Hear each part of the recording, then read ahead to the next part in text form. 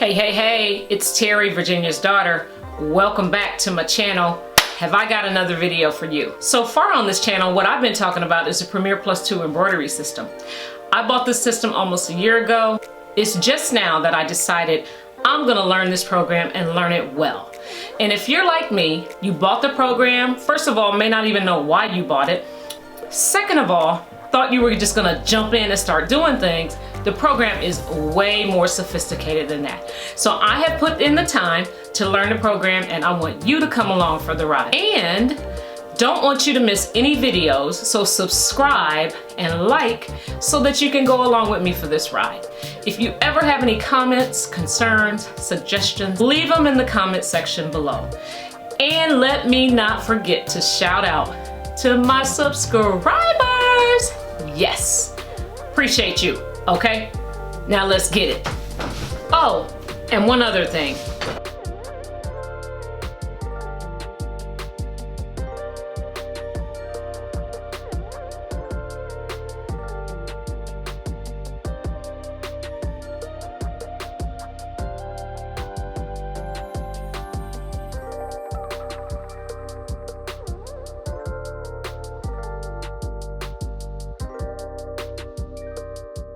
This is going to highlight some of the tools and techniques of this program. I thought it would be good for me to show you how I did it as I created a design that I wanted. So let's check out what tools and techniques I used in my design. Here I went straight to the control panel, which is part of the toolbar. In the top right hand corner of your screen, to the far right of the toolbar, is the panel button. Select that button to get to the control panel. The control panel is split into windows of related functions. The number of windows in the control panel depends on which app you are using.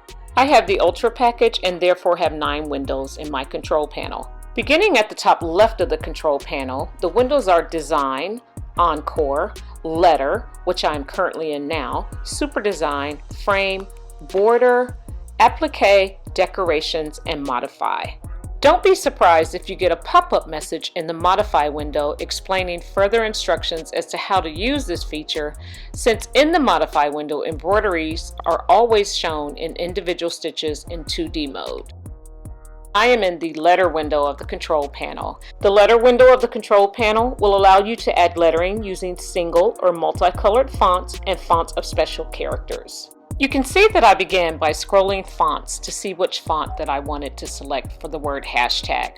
I ended up selecting the scribe font 15 through 50 for the word hashtag and the Western UC font 10 through 35 for the Black Lives Matter message. Once satisfied with the selected font, I switched to the design window where I was able to change the thread colors of my design. All this scrolling got me to thinking. First and foremost, I thought that if I had all of my font sheets printed out in a notebook and organized, once I selected a font, I could just type it in the search bar and rather quickly get to the design that I wanted to use. Secondly, all that scrolling in the color select window. If you notice, all of my colors came from like a family of colors. I'm wondering if there's a way that I can go in and just type in the range perhaps and select my colors that way. Once satisfied with the color selection of my lettering, I switched to the Super Design window. There are 28 Super Design categories in this window. I thought it would be nice to add hearts to this design. So in the Super Design window, in the search bar, I typed hearts. Now you will notice that although the animals category is already selected from a previous embroidery,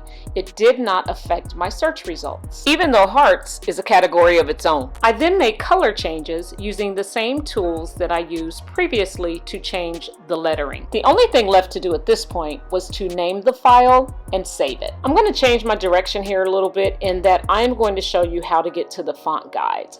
I decided I want to print these out and I thought I might as well show you how I'm going to do it so that you can do it too if you're interested in doing that. If you're on a MacBook, you go to Finder, go to Documents, and type in the search bar Premier Plus. You will arrive here at this window with all of your files, images, folders, and if you keep scrolling down, you will eventually get to the guides area. And I say guides area because in this window, you're going to find the user guides as well as the reference guides. The reference guides are quite a bit more detailed than the user guides. Once you get to the guides area, you're able to hover over the words to see which guide it is that you are interested in selecting. The guide begins with the applique category. There are 16 categories total, and as I scroll, you'll be able to see what some of the different categories are. This very colorful guide is 59 pages long. I like the fact that it's in color because this is how it's actually shown inside your program. I will say that it took quite a while for this to print because I do have a colored printer,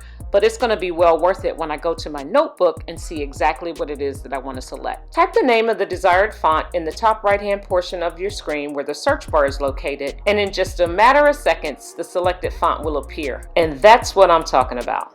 A little work at the beginning that's going to pay off in the end. Before we talk specifically about the techniques that I use to create my design, let's talk a little bit about the work area. The first time you open the Premier+2 Embroidery, the work area will appear.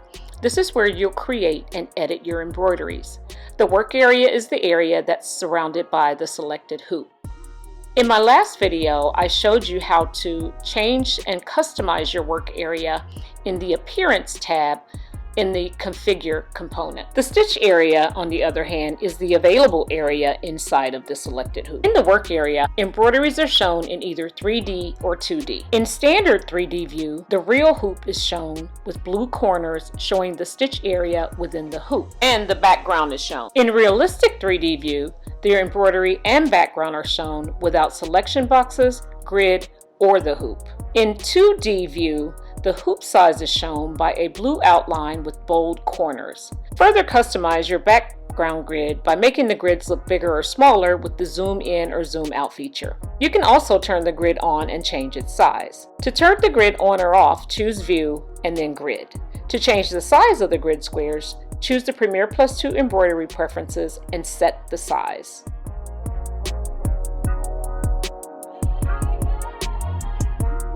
By default, the hoop in the work area is shown at a size so that the hoop fills the window as if you had clicked Zoom to Fit. Although I did mention this in my last video, there are a couple ways to select a hoop. You can click Hoop in the toolbar or choose Edit, scroll down to Hoop to open the Hoop dialog. If a selection box has round handles on its corners, part of it is outside of the selected hoop, so be sure to move it inside of the hoop or change the hoop size. Since I couldn't find the hashtag symbol, I just decided to type the word hashtags. And the one thing about this letter text box is when something is highlighted, normally if you hit enter, well, in your everyday typing, it'll go away. Not in this program. Each time you hit enter, the highlighted text will appear in your work area. However, if you type over the highlighted text instead of trying to delete it, your new text will appear in the work area. I don't show you that here because I discovered it after I made this video. No worries though, just select the unwanted or duplicated text, right-click, delete, and voila! You can also delete unwanted text from the Actions menu on the toolbar. Finally, I use the handles on the selection box to move and resize the lettering. I use the right-click feature to duplicate my heart selection, but again, this can also be done from the Actions menu, which is located on the toolbar. Insert an embroidery to customize a new project. To insert an embroidery, choose File and then Insert, or go to the Actions menu on the toolbar. Once you've browsed the desired folder in the open dialog, click an embroidery to highlight. I am in the Bonus Designs folder, which contains an additional 100 designs. Once you've made the decision, click the embroidery to highlight. When you see that the embroidery is highlighted, click the Open button to load the embroidery into your work area. To make changes to an original embroidery, use the Open command to add the saved embroidery into a new window. Now, the new window uses the file as its title. You are going to want to avoid accidentally overwriting your original embroidery, which is exactly what I did here. And believe me, you don't want to be me in this case. So either duplicate your saved file or save it as something else so that you are working directly from a copy and not your original embroidery file. Just to be clear, you don't have to hit save. I didn't. I deleted what I thought were changes to the original embroidery, but in fact the changes had already taken place. You can see here the picture does not match my file name, nor do the thread colors in the color select area match the design in the work area. The color select area can be found in the design window. This is where you change the colors in your embroideries, as well as to edit the notes and settings and rotate and resize your embroideries. Here you are able to see the order in which the thread colors are used in the selected design. The group of stitches using a particular thread color is called a color block. The color selection dialog appears when you click a thread color in the color select area. You can choose any thread shade from the available manufacturer's palettes or thread that you may have added to your own thread database. The stitch count, dimensions, and number of colors for the selected embroidery are all shown in the information area of the design window. Store up to 2,000 characters of notes and an additional 2,000 characters of information about the settings used in the notes and settings boxes. The tabs, notes, settings, and edit to the right of the notes and settings boxes are what you use to store the information. Information about lettering, monograms, quilt blocks, motifs, super designs, frames, and borders are automatically placed in the settings. Keyboard shortcuts and shortcut menus are available to help you quickly and efficiently create, edit, and design your embroideries. Refer to the user or reference guides for more detailed information. The menu bar is visible if the Premier+2 Embroidery System app is the active window. Each open embroidery or group of embroideries also has its own document window showing its name. The menus in the menu bar include File, Edit, View, Design, Assistance, Window, and Help. The Premier+2 Embroidery System toolbar gives one-click access to many of the features that you will use as you work.